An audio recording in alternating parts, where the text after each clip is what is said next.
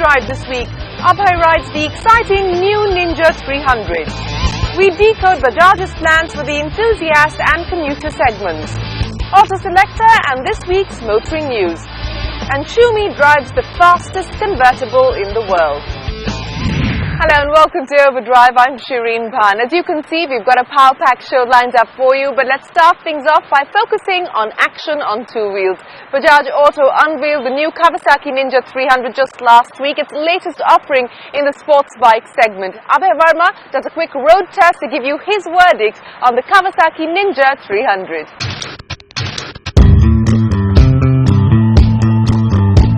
The Ninja 250R, Overdrive's Bike of the Year in 2010, was a great success for Kawasaki and was pretty much the best 250 in its markets until Honda launched the CBR 250R in 2011, offering buyers more versatility in a significantly cheaper package. This nudge made Kawasaki return to the drawing board, and the result is a no less potent yet marginally less lethal version of Kawasaki's globally acclaimed sports machines, the new Ninja 300. The Ninja 300 is the global replacement for the Ninja 250R. It's got the Kawasaki green color, but apart from that, everything else on this motorcycle is totally different.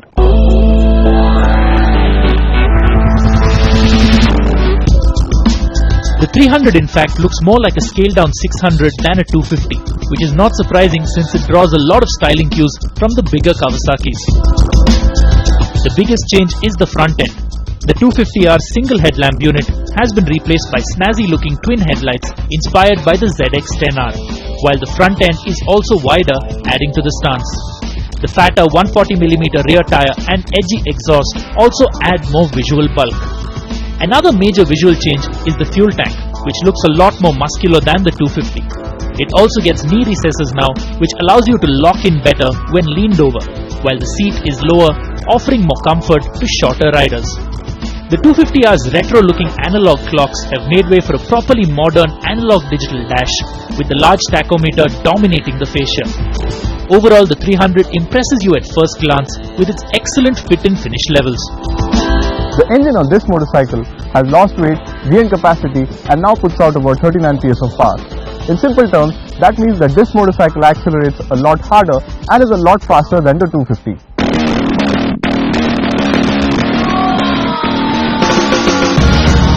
On the move, the most apparent difference between the 300 and the 250R is in the power delivery. While the 250R was peaky, it also lacked bottom or even strong mid-range grunt, which made it tricky to ride on your regular commute. The 300 offers a much meatier mid-range in addition to the stronger top-end performance.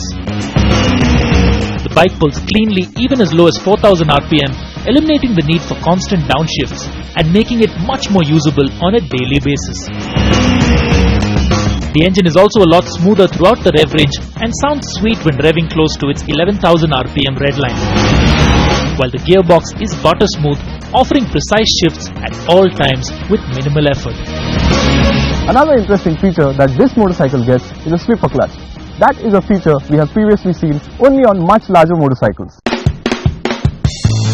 While I didn't really feel the need for it on the 300, the slipper clutch does work well in limiting back torque, making accidental downshifts less scary and will put less experienced riders at ease.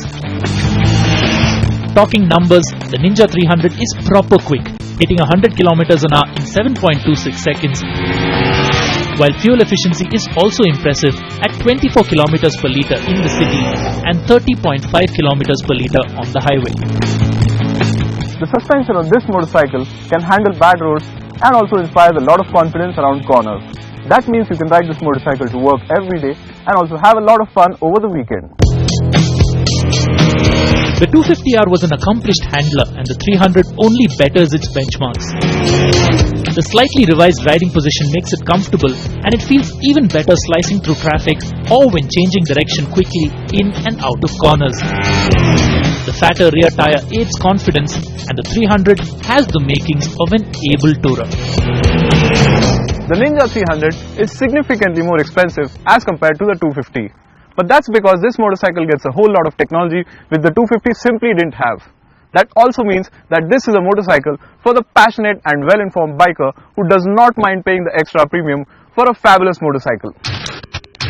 The Ninja 300 is of course a key piece of Bajaj's strategy to focus on the premium end of the market. There will be other bikes from Kawasaki and of course KTM and the iconic Pulsars. But that's not all. Bajaj is going to be spending FY14 firmly focused on the commuter segment and specifically its Discover brand. Here's the Managing Director Rajiv Bajaj talking to us about the road ahead this year. Since the first Pulsar was launched in 2001, Bajaj Auto has had its finger on the pulse of the enthusiast biker in India. While the Pulsar range continues to be positioned as sporty yet value for money, the company used its alliances with Kawasaki and KTM to give Indian bikers the opportunity to upgrade within the larger Bajaj family, even as their skills and purchasing power increased. Bajaj brands, that is the Pulsar, Discover and Boxer, are essentially, I would say, in the value for money space. Kawasaki motorcycles, led primarily by the Ninja, I would put one level above. Maybe in marketing terminology this is called mass premium or something like this. KTM is very distinct because, as you're perhaps aware, KTM is the world's off-road racing champion. They are for the last 11 or 12 years the Paris-Dakar champion. So if we were to depict this as a triangle, I would say Bajaj is at the base, which is the broadest as value for money, and then you get into a mid space, which is Kawasaki, which is a little more specialized and performance oriented, and really at the top, very niche. You have KTM, which is almost like a weapon for a very specific purpose. While Bajaj currently assembles both the new Ninja 300 and Ninja 650 in India for Kawasaki, its alliance with KTM has seen it develop and build motorcycles from the ground up. The Duke 200 is already a great success in the Indian market, and there is more to come from the Austrian brand. For something that is very distinctive and different, we have the KTM motorcycles, and so far we've had one offering, the Duke 200. But it's no secret that very soon, in the next month or so, it will be joined by a bigger sibling, the KTM Duke 400 or 390 to be specific. And that's a wonderful motorcycle. I can tell you this, it's a motorcycle with almost 45 horsepower, I think close to 300 bhp per ton. It's a real brute of a machine. And I think it's going to be a wonderful motorcycle, not just for India but for all global markets. While its rivals are also eyeing a slice of the enthusiast segment, Bajaj Auto's focus for 2013 will remain firmly on its core value for money segments. There will be 2 new additions to the Pulsar portfolio and a slew of activity around the commuter-focused Discover brand. Currently, in the domestic market, we sell between 100 and 110,000 Discovers every month.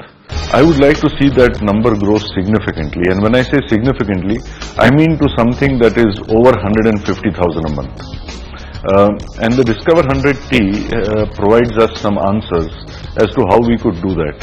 So as of now, we have planned the launch of several new Discovers.